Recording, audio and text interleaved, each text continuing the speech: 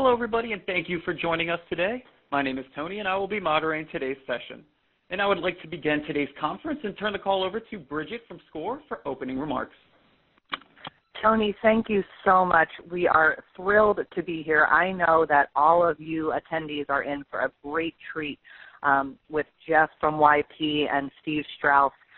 They are going to give you some phenomenal information, but I just wanted to take this opportunity to thank you all for what you do for our economy as small business owners and to share with you a little bit about who SCORE is as one of the SBA's resource partners to helping you for the life of your business.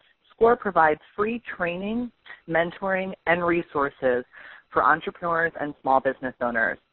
This mentoring is one-on-one, in person, and online, and we also provide workshops, seminars, and events in your community, as well as online, similar to this event that you're attending now.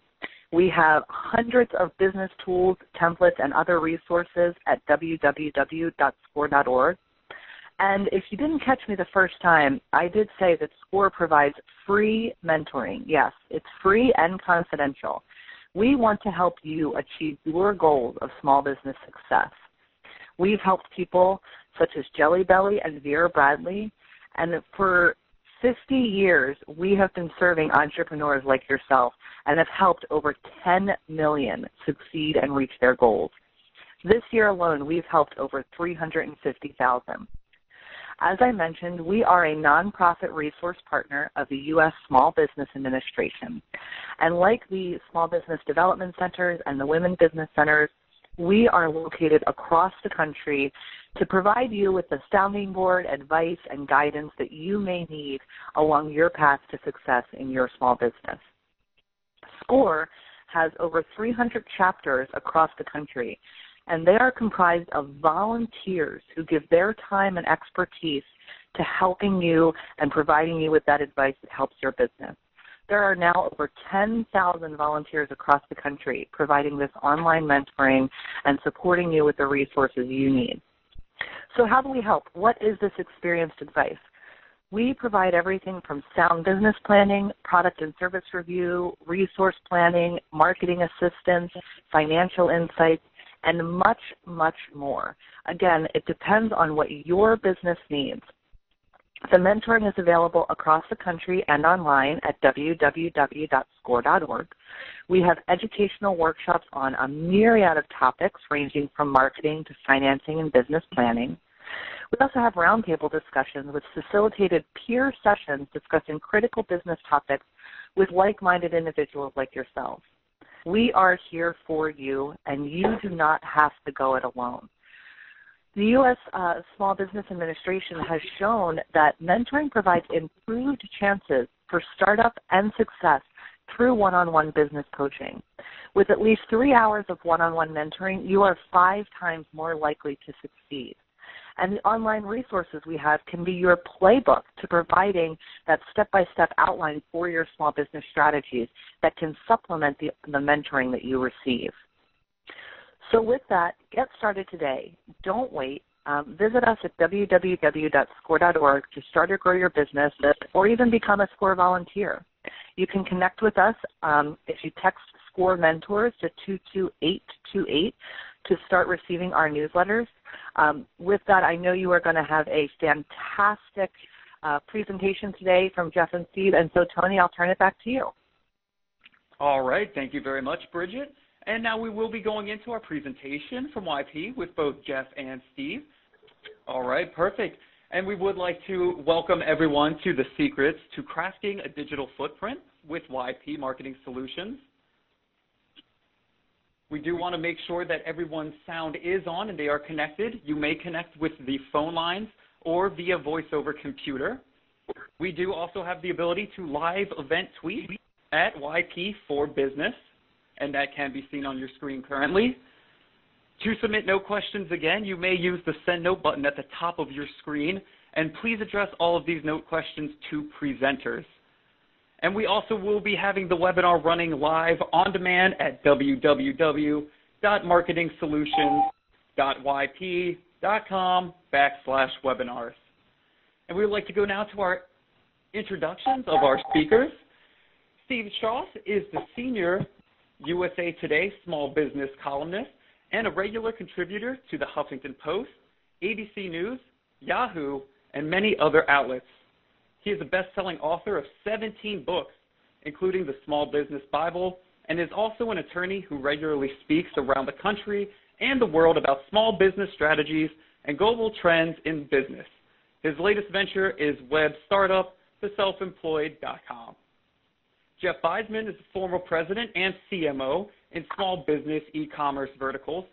Jeff has over 22 years of total marketing experience, including startups, financial services, entertainment, and consumer goods. In 2014, Jeff became VP of Customer Marketing for YP. And I would like to begin today and turn it over to Steve Strauss. Great. Thank you, Tony, and great to be here, everybody. Thank you to Bridget from SCORE and our friends at the SBA, and happy Small Business Week, everybody. Today is the first day of Small Business Week, and Small Business Week has been going on since when? 1963. It's a long-standing tradition, and so Jeff and I are happy to be here with you today, and really excited about what we're going to be talking about, because even though Small Business Week has been going on for over 50 years, one thing we know is that business always changes. And so we are fortunate to be speaking with Jeff Biesman today. Jeff, as Tony just mentioned, has a great background in marketing and in digital marketing, and we are going to be talking about that topic, right? Digital marketing. How do you create a great digital presence? Well, let's find out. Jeff, why don't you tell us a little bit about YP, who YP is, because I think a lot of people don't really quite realize, who you are. Yeah, thank you, Steve. And first of all, I'm equally honored to be sitting next to you, a small business champion in beautiful Portland, Oregon today, to do this webinar. So YP, many of you may know us as the former Yellow Pages, which is a more than 130-year-old company. We've always been in the business of helping small businesses grow. And we still do that today. We started as, in fact, the world's first search engine, if you really think about it, which was the Yellow Pages. And we've evolved to becoming not only a business that has a print book, and we still do, and it's a very vibrant piece of our business, but a very strong digital marketing expertise. We are, in fact, one of the nation's largest marketing agencies serving small business owners. We've helped more than 500,000 of them. And if you think about it, alone, we've done about 400,000 search engine marketing campaigns. So why is that really important? Because we've got this national scale and power, along with local market expertise, and a lot of our marketing consultants live and shop in the same markets that our small businesses are in. So they really get to know those markets. And so they put all that together and really create custom marketing solutions that work for each individual business. So that's why we're successful today.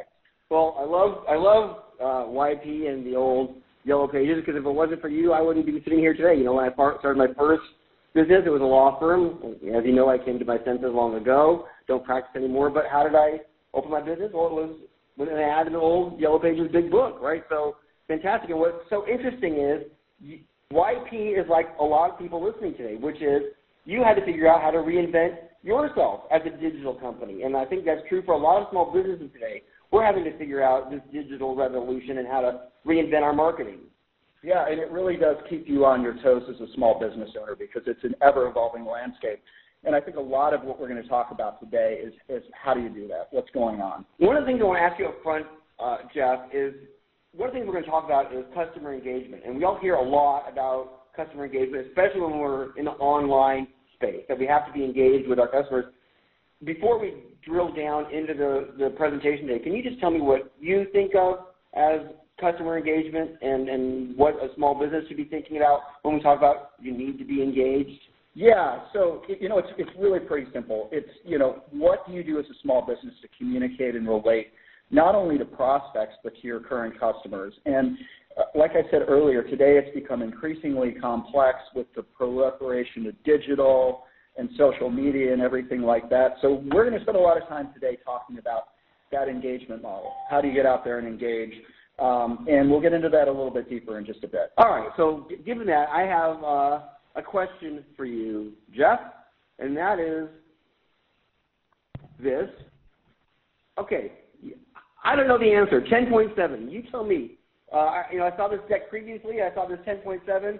Okay, what the heck is that? What does this represent? So that number is really a fascinating number. This is the number of resources, digital resources, that a consumer will access before they make a decision to patronize, visit a small business, something like that. 10.7. And are you talking about online resources? So somebody's online and they're searching around and they want to go buy a pair of shoes, whatever. You're telling me they're going to go to 10.7 sites or whatever before they make a decision? That's right. So that the amount of places that somebody goes, that a consumer goes, has proliferated. In fact, what's interesting about that is that's up from 5.3 sources just about 5 years ago. So if you think about it, it becomes increasingly complex, and you really have to spend a lot of time not only creating an engagement model, but creating one that's consistent. So, I mean, that's kind of an astonishing number. I mean, I would not have thought, let alone offline sources, right? I'm going to go buy something and talk to my wife or a buddy, or I go by a store or whatever it is. But you're saying online, it's almost 11 things. Why do you think it's so many? Because that's a fairly high number. Yeah, so I think it's probably 3 or 4 things. The first is the number of sites is just increased. Second is social media, and if you think about it, it's not just Facebook, and I know we'll talk a lot about that later, but there's so many different social media sites that are out there today. 3 is mobile, right? So the proliferation of mobile and the way that we sort of think about or engage with our mobile devices today has changed the dynamics.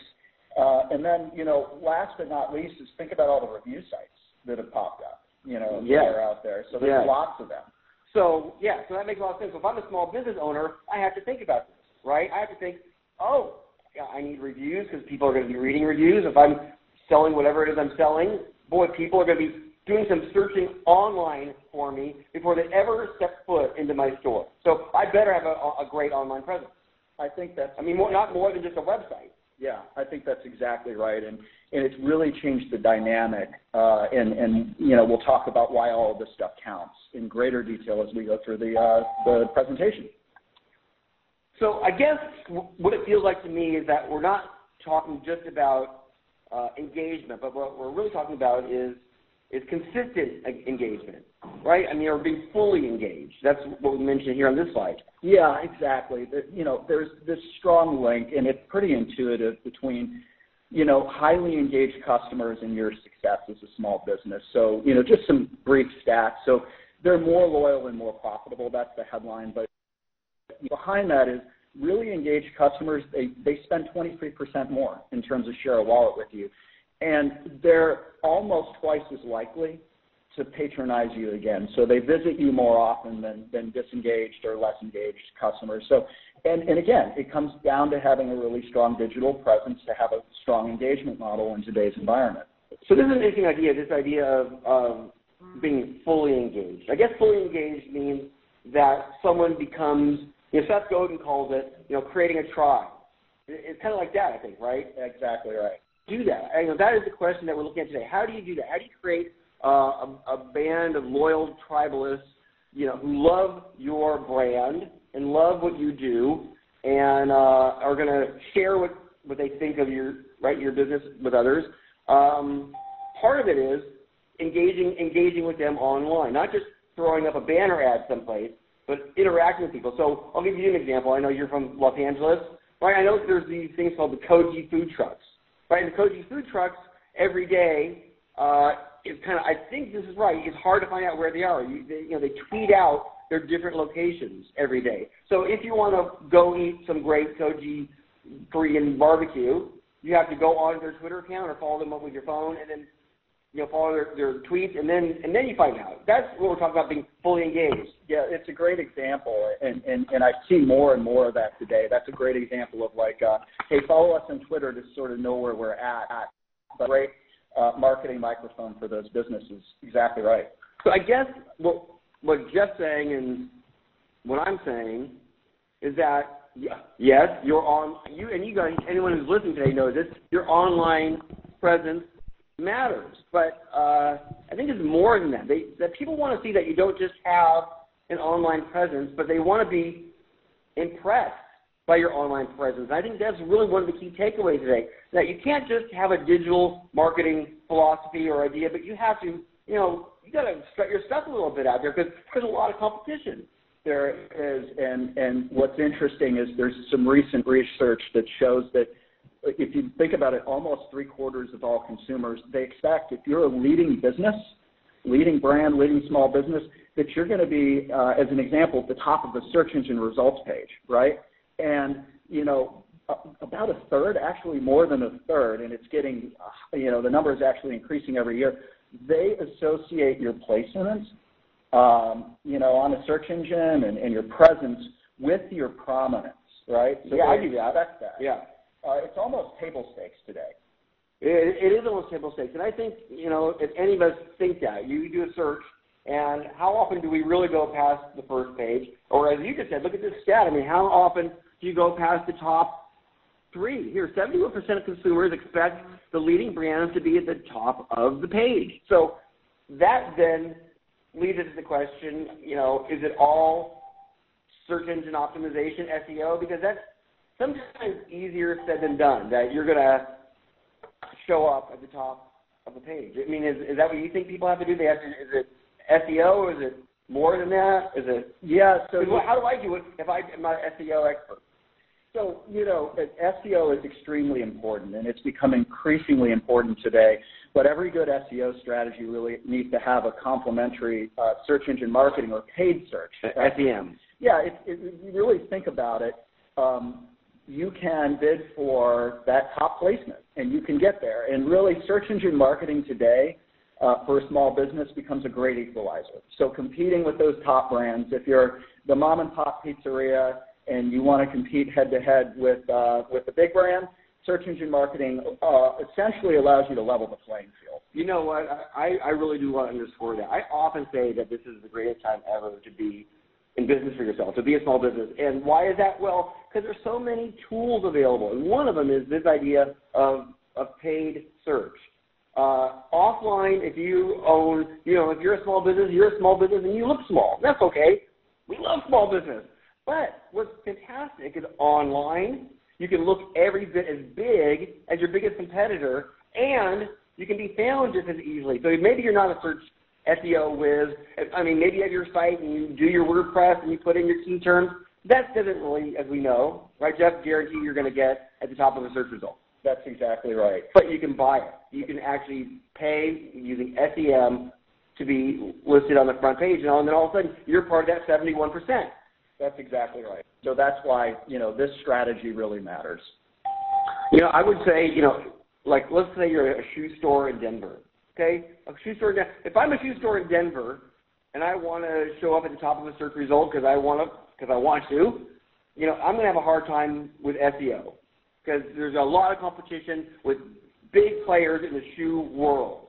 But using SEM, shoe store Denver, type in those keywords, pay for great placement, and bang, there I am at the top. Yeah, that's right. It's got some complexity to it, but it certainly is a really great strategy if you're trying to drive new business. All right, have I beat that dead horse enough? I think well, I am for a reason because it really is important. It's really like a great equalizer, as you said. Absolutely. All right, but the question then is, how do people search today? All right. So, what's fascinating today with the advent of mobile devices is the amount of cross-device search behavior that we see going on. And so the stats are pretty astounding. First of all, 90% of consumers will use multiple screens sequentially to accomplish a task over time. So if you really think about it, I may start on a desktop, narrow down my results, get going, trying to find, let's say, the shoe store in Denver or the florist or the plumber or wherever I need to go or be, and I continue my work on my mobile device. In fact, 98%, nearly everybody moves between devices within that same day. So you're seeing a lot more cross-device behavior. And what this really means is not only do you have to have a mobile presence in addition to your desktop presence and sort of other ways that you present yourself as a business, but it has to be consistent, right? Well, and we're going to talk about this in a second, but I got to bring it up here. And this idea that people do go between devices and they start out on a desktop or on a tablet, and eventually they're going to end up on their mobile. You know, this just shows you how important a mobile strategy has to become for a small business. If you don't have a mobile strategy, the next slide is going to tell you why you have to have a mobile strategy. Is that right? Yeah, that's exactly right. All right, well, let's see here. Let's see. Okay, look at these numbers, you guys. This is really incredible, I think. Yeah, so mobile has, in many ways, changed consumer buying behavior.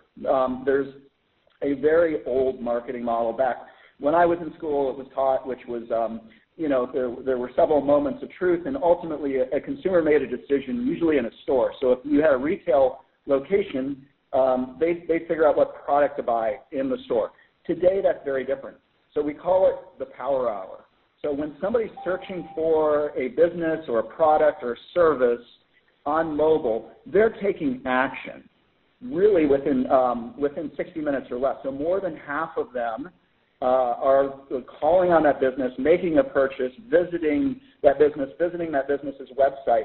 So it's almost predetermined. And what is interesting about that, if you think about it, is oftentimes you don't even know the customers you might be losing if you don't have a strong mobile presence, because they've already made up their mind before they've made a decision. They're no longer going into 3 stores and comparing or calling 3 electricians and comparing. They've already made up their mind. I think what's amazing about these numbers here is just how often someone on a mobile device uses that mobile device to make a shopping decision. Yeah. I mean, that's kind of amazing. This is really revolutionary. It's really new. And it's kind of in the last couple of years this has happened. But if you think about anyone who's listening, you, me, Jeff, right, you're out and about, you're doing something, you're going to use your mobile device to do a search.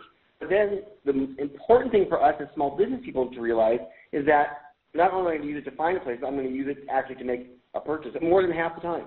Absolutely. It's really astounding today, Steve. And so the upshot of that is we have to have a mobile strategy. We have to have a mobile optimized website. We have to maybe do some mobile marketing. Do you think? Absolutely. And in fact, if we go to the next slide, there's even more sort of fodder for why mobile is important. All right, then let's do that. All right, so you say here that a mobile responsive site will support your success, for sure. What is that 57% number? So, it really goes beyond, being found and having a really good presence. It's your reputation. So almost 60% of users say they won't recommend a business if they don't have a well-designed mobile site. So it's not even about having a mobile site today. It's about having a really well-designed one.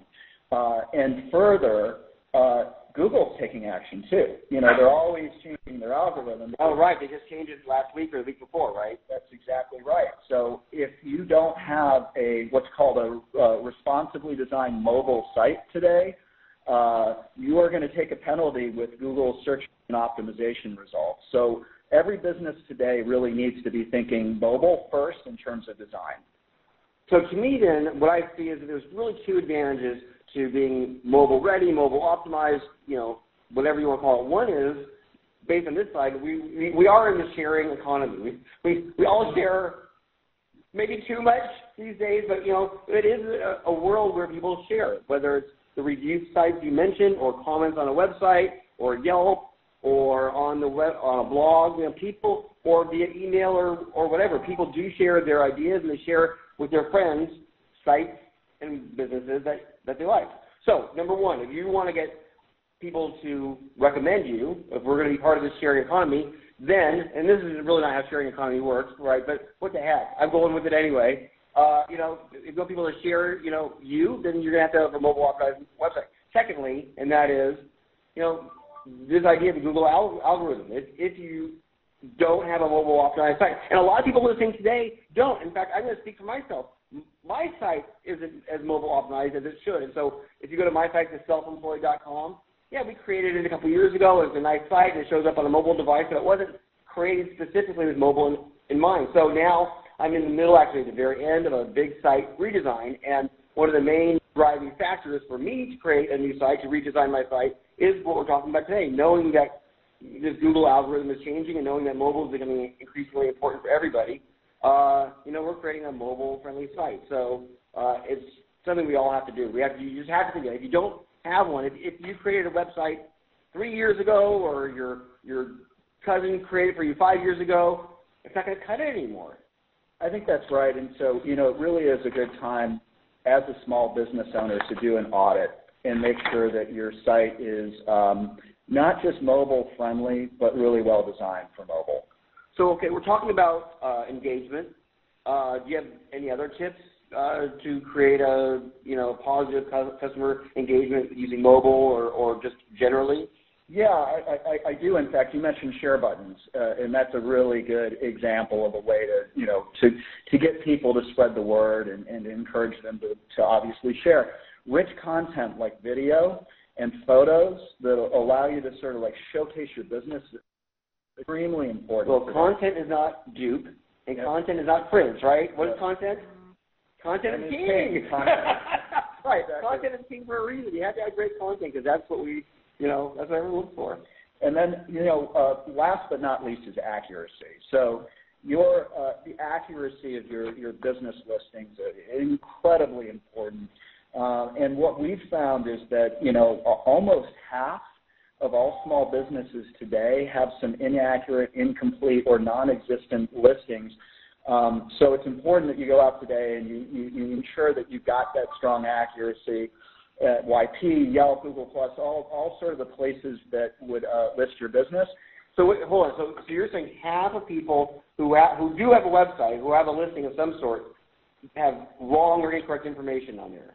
That is correct. Yeah. So it could be an incomplete business name, wrong phone number, your business hours might not be right, they may be missing, no address, wrong address, things like that. It's amazing. So how am I going to recommend a site if I go or even find a site if there's wrong information? That's exactly right. And it's not just about the customers that you're losing. As we said earlier, it's also your reputation. So your reputation is your brand. So this is called reputation management. Is that what you guys in the industry call it? Yeah. What does that actually mean? So again, it comes back to not only the accuracy of your listings, but also your ability to monitor what's being said out there in social media, right? So reviews and people engaging on your Facebook page and things like that. So reputation management is a lot of making sure your business listings are accurate. That's table stakes, right? Mm-hmm. And then being able to understand and listen and not only listen but respond to what's being said about you across the internet. It used to be, we all love word of mouth advertising. We were talking earlier, Jeff. My dad had a carpet store in Southern California when I grew up, long before the internet. And he had this giant banner in the middle of the carpet store that said, "Our word of mouth advertising starts with you." And so Dad knew how important word of mouth is, and he was asking people for their word of mouth. Now today, I think word of mouth is word of click.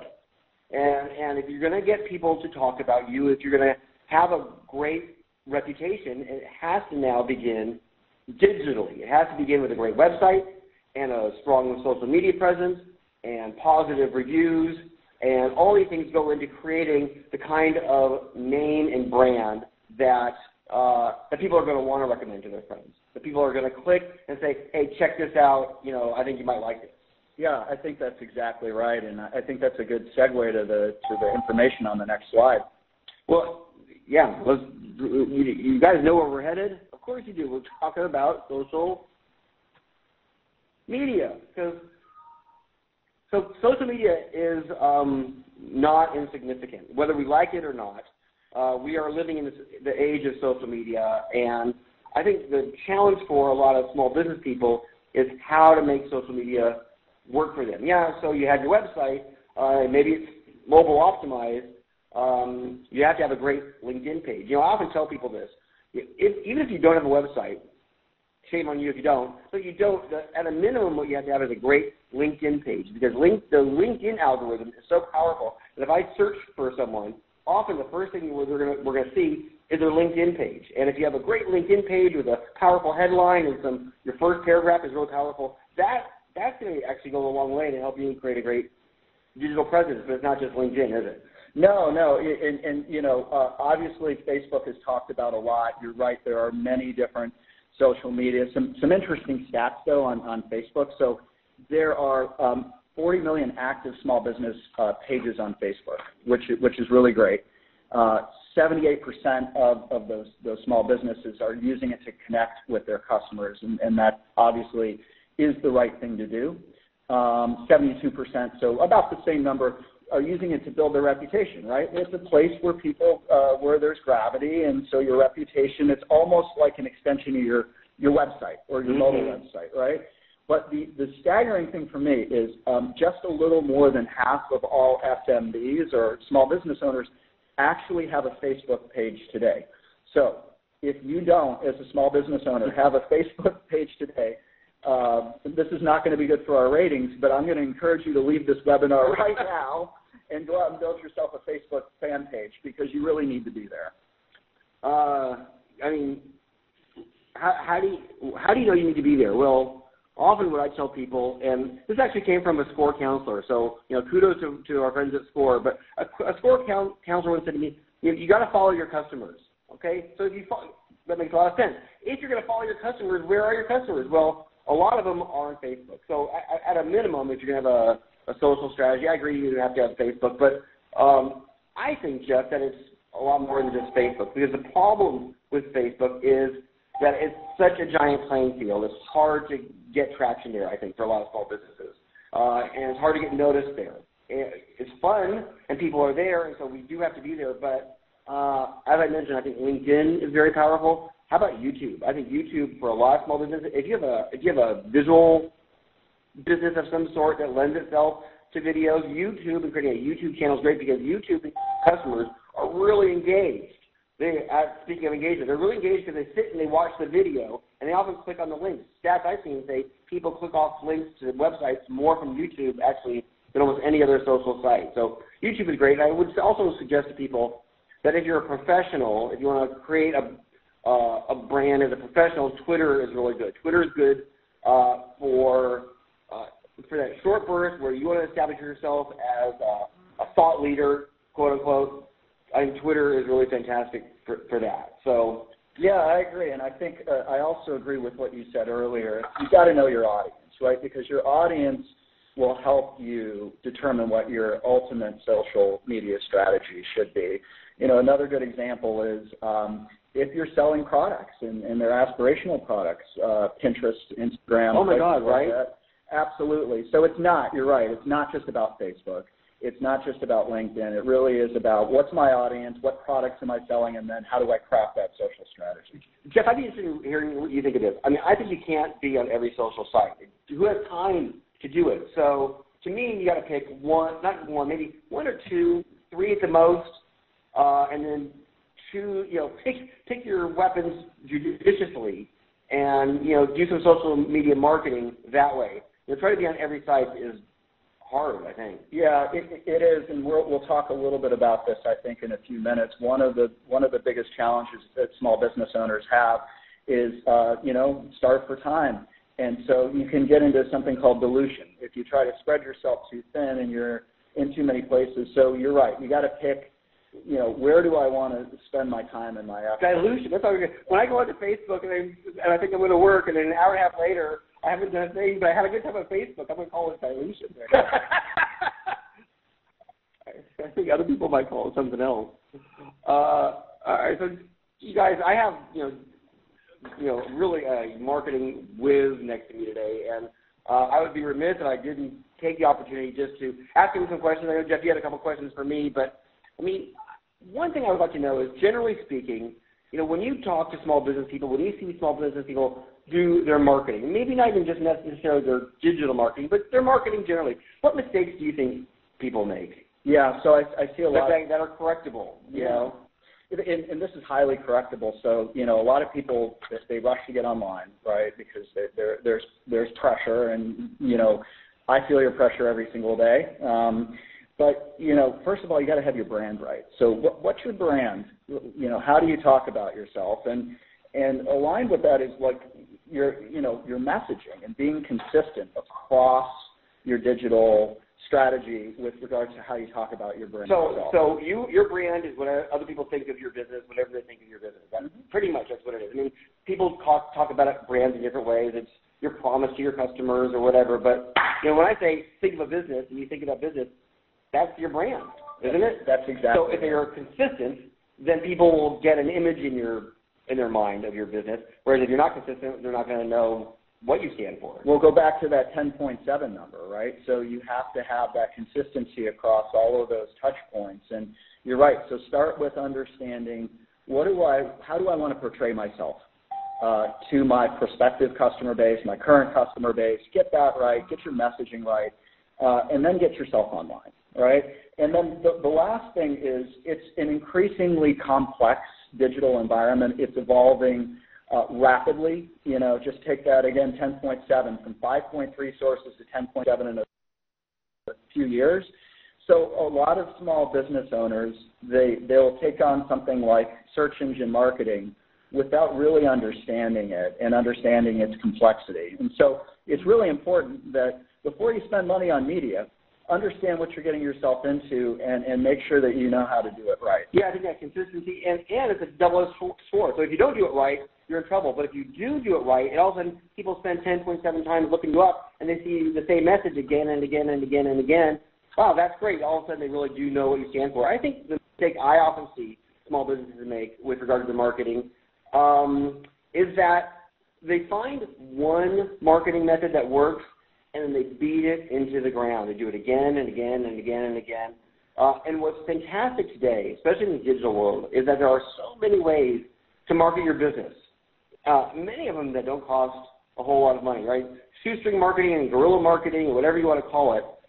Pay per click. I love pay per click. There's so many great ways to get your message out there that don't cost a lot. That what I would suggest to people is, yeah, you have your marketing thing, and that's fantastic because it brings in money consistently. Love that. But try another one and try another one and try another one. All of a sudden, you're reaching new people and new eyeballs and new ears. And then when you're trying new things and new people hear you, then you're going to get new customers that you didn't have before. Yeah, and don't be afraid to ask for help. There's a lot of people out there in this space that are really great partners that understand that digital landscape and can provide really good support. Well, here's what I would say, Jeff. The other thing, if I was to think about what people should think about first with regard to at least their online digital marketing, I'd like to know what you think. I think it's their website. When I first wrote the Small Business Bible in 2004, my hot tip was get a website. But you know what my hot tip today is? Get a website. I can't believe I recently saw a stat from web.com, I think it was, from a survey that said half of all small business people still don't have a website. Half. So to me, that's small business malpractice. You cannot expect to succeed in this world, in this digital world, this e-world, if you don't have not just a good website, but a great website. And getting the great website is easy, it's affordable, it's not hard, and it levels playing field. So get a mobile optimized great website. What about you? What do you think? Yeah, so I agree with you. Table stakes. It's not just having a website, it's having a mobile-friendly site. We really talked extensively about that. Second is, making sure that your listings are syndicated across directories. And so when you say your listings are syndicated, tell me what you mean by that. So as an example, on YP, on Google+, on places like Yelp, it goes back to you've got to have your business listings out there in all the places where people are looking for you. Take YP. We get 80 million uniques a month. There's a lot of people that come to our site looking for small businesses. 80 million. Yeah.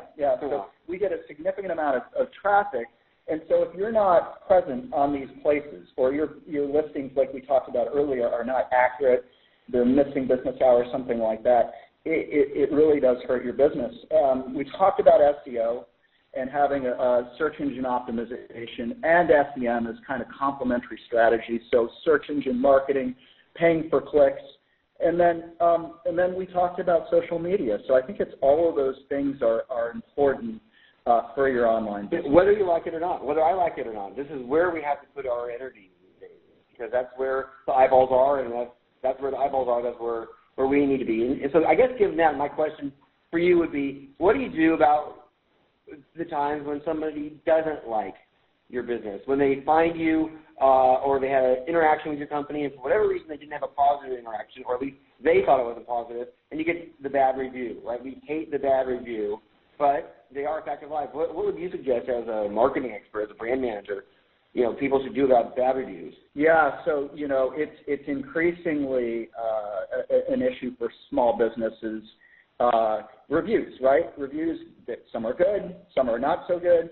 But, some general best practices when you're dealing with, let's say, negative reviews is, first of all, provide a quick and public response. That's extremely important that you're on it.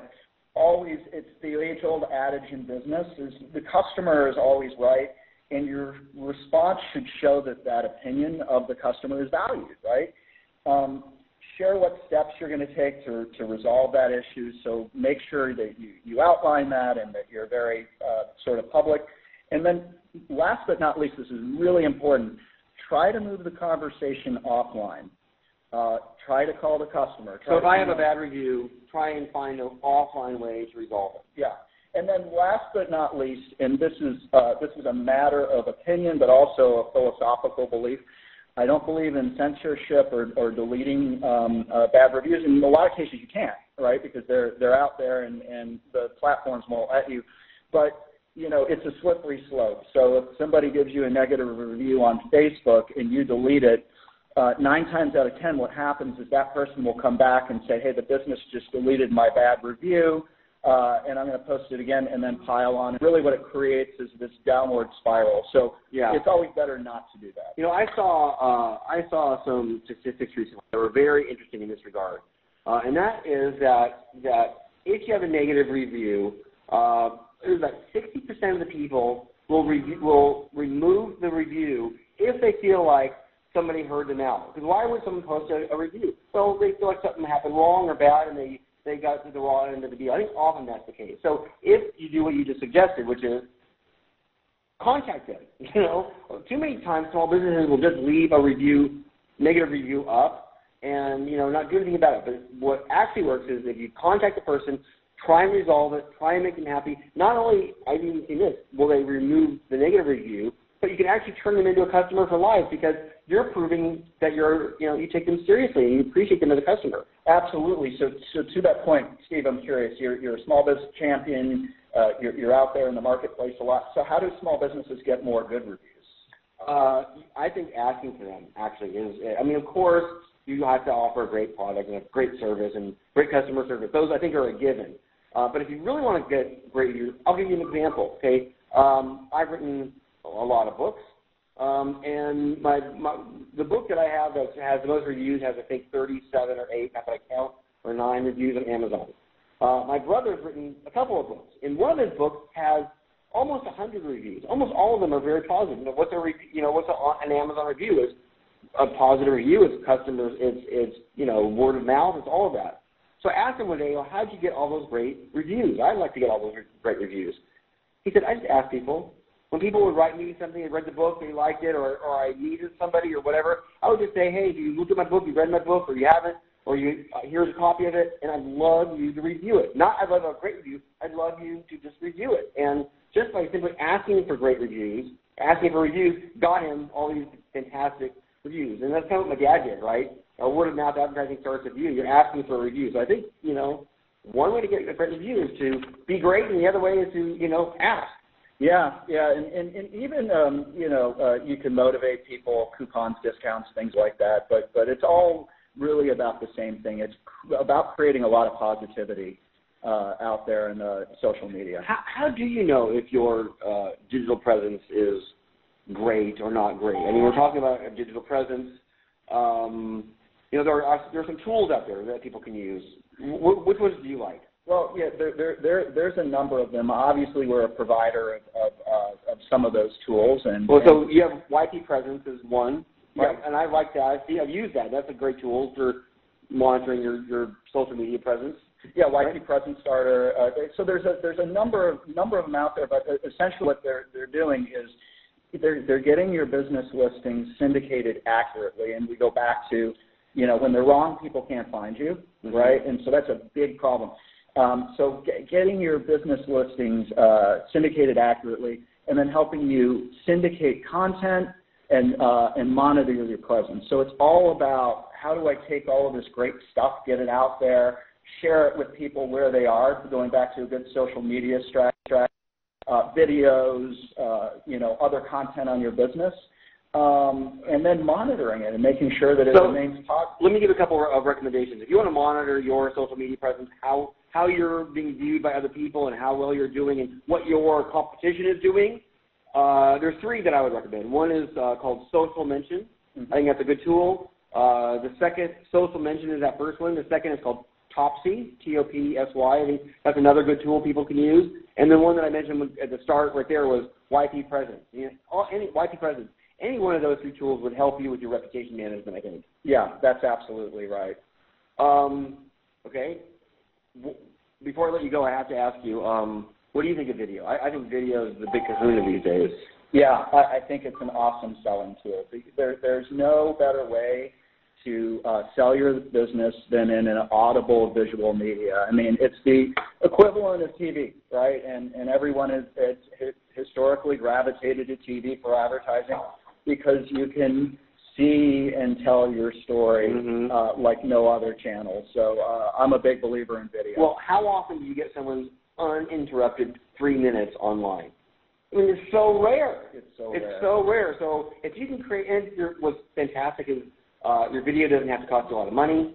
It doesn't have to take a lot of time. I mean, this is the YouTube era. So people don't expect that you do a nice video. That's great. That's bonus.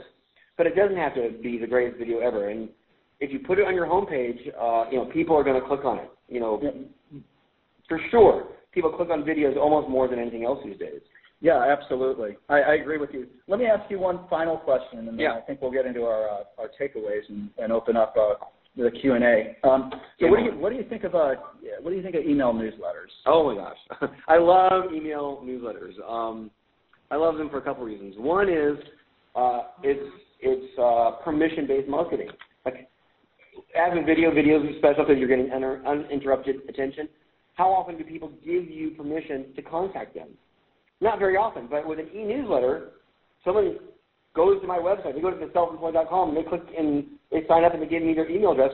They're giving me permission to contact them. Now, I have to be judicious with that permission, and I have to give them value. That's the only way. It's a two-way street. But I love it because then you can build up a list, and you can contact people. You can share nuggets of wisdom or videos or content or whatever it is. And if you do a soft sell, I think the 80-20 rule is kind of applicable here. 80% of your e-newsletter needs to be about them and their needs and their desires, whatever it is.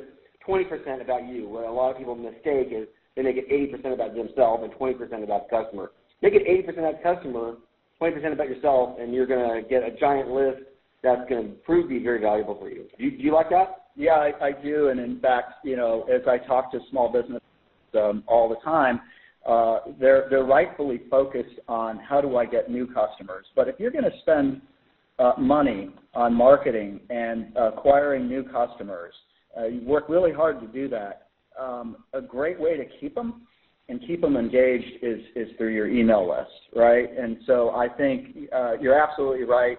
It's part of your overall digital presence is making sure that you have a way to communicate on an ongoing basis. And frankly, if you do it right, it's free or nearly free. So that's the other benefit. Yep, absolutely. So we're going to take a couple questions from the audience. We got a lot of questions, and I hate to say, everybody, we're not going to have time to take all the questions that we received, but I'm sorry. We're going to do our best. Yep. One question off the top was somebody wanted to know the name of those three social reputation site management things again, so you can see how your competition is doing and how you are doing. Those three were Social Mention. Social Mention was the first one. Topsy, Topsy is the second one, and YP Presence is YP Presence Starter. Sorry, my bad. YP Presence Starter is the third one. typo for me. So, Jeff, we got a bunch of questions here, and let me just go to one of these and ask them to you. You had mentioned video. Is there anything in particular somebody should have in their video is the question? Or could it just be any sort of video? Is there a length it should be? What's your take as a marketer? Yeah, my take as a marketer is short and to the point because to your point today, people, they don't have a lot of time. They're 10 starved, or I should say they've got a lot of stuff pulling at them and pulling at their attention. So it's basically the basics that you want to make sure are coming through in your video. Who are you? Mm-hmm. What products and services do you have? Let's showcase them if you've got something that's visual, okay. Right? If you've got a store, showing your store, showing happy customers. And speaking of testimonials are incredibly powerful and important. So, peer-to-peer, somebody telling other customers or potential customers why they love your business. So you could video customers saying what they love about your business. That would be a very powerful video to have on your website. Absolutely. Yeah, that's a great idea. Okay, here's a question from Ian. Ian asks, what do you think the most important part of a startup is with regard to getting your idea or company out in front of customers in the beginning? So that's hard. I mean, the startup phase of a business is tough because there's so many things to do about, and you're trying to penetrate the market. Nobody's ever heard of you. I often say, being in business is kind of like being alone in a dark room, especially in the beginning. You know you're there, but no one else does. So the question is, how do you turn on the light in that room and let people know you're there? The only way you can do it is through marketing. Marketing is it. And there's lots of marketing. Like in my Small Business Bible, I have a whole section on marketing. That's what we'll be talking about today. But you have to use every tool available to you that you can to let people know that you're out there. It's huge. PR is a good way to do it. As a writer, I'm pitched stories all day long. Every now and then I'll bite on one. Which ones do I bite on? Well, if someone has a unique angle, if you have a unique angle about your business, not just, hey, we started a new business, but maybe it's local boy or local girl makes good or whatever it is, if you can figure out a unique angle and then pitch it to a local reporter or an online resource, getting a third-party independent news source, website, TV station, radio thing to do a story about you, boy, that's marketing gold. Because then, not only do you get that hit, but then you can use it forevermore. Yeah. On your website. You can link to that website or to that article, whatever it is. And I think you said it best before. It's an old adage of working, instead of working in your business, working on your business. Mm-hmm. It's incredibly important.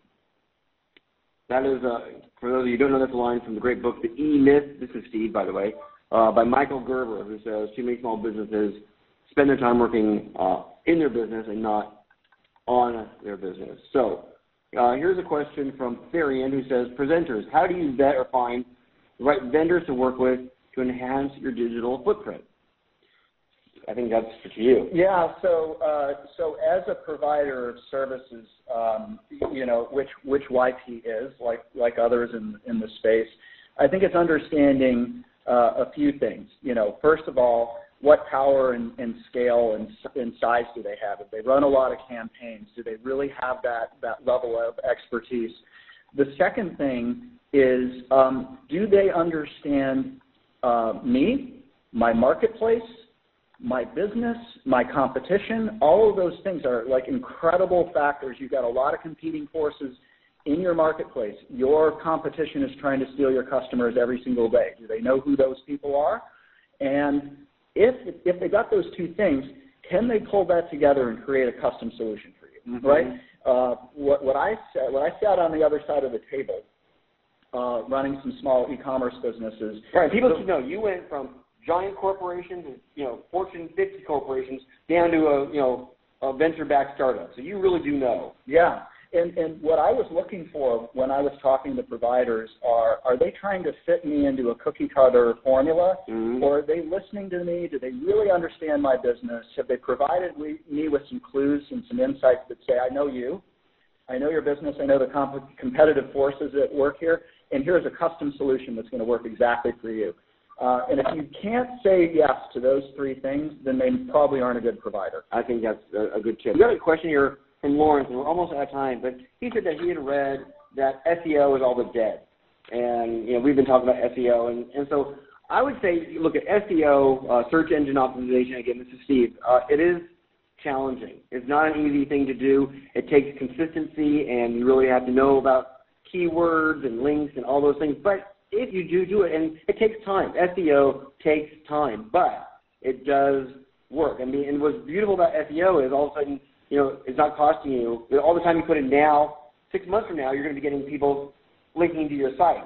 So there is this delay, but and SEM is great because you can buy your way to the top, but I think you need both, don't you? Yeah, you're right. And what was it Mark Twain said about the rumors of my death have been greatly exaggerated? I think you could say the same with SEO.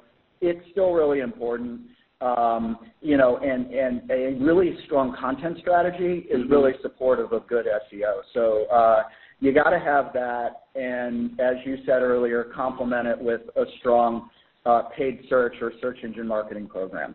And if I could just say to people, one of the things I love about paid search, pay-per-click, I mean, think about this for a second. It used to be, if you wanted to do some marketing and advertising, I'd put an ad in the newspaper, and I would hope the people who I wanted to see it would see it and then read it and then, call me or something like that, or they hear my ad on the radio. But today, so that you can put up a pay-per-click ad, you don't have to pay for that ad until someone sees it, likes it, clicks on it, and goes to your website. So that's a qualified lead, and you're only paying for qualified leads, so it's much more affordable. It's a really powerful way, forget the SEO part of it. If you're just trying to sell something, and you just put up some pay-per-click ads, you're only paying for people who like what you're selling and are really interested enough in how well you created that ad.